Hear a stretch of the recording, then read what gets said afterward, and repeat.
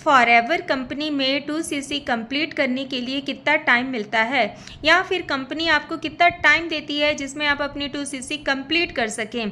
कुछ लोग मानते हैं कि हमें 2 महीने का टाइम मिलता है जिसमें हम अपनी 2cc कंप्लीट कर सकें, एंड कुछ लोग ये भी कहते हैं कि कंपनी हमें 2-3 दिन का टाइम देती है 2cc कंप्लीट करने के लिए।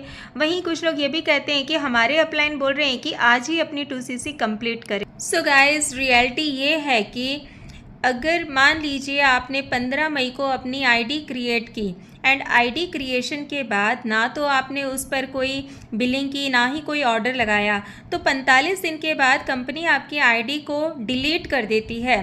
कंपनी ने आपको 45 दिन का टाइम दिया था 2cc कंप्लीट करने के लिए।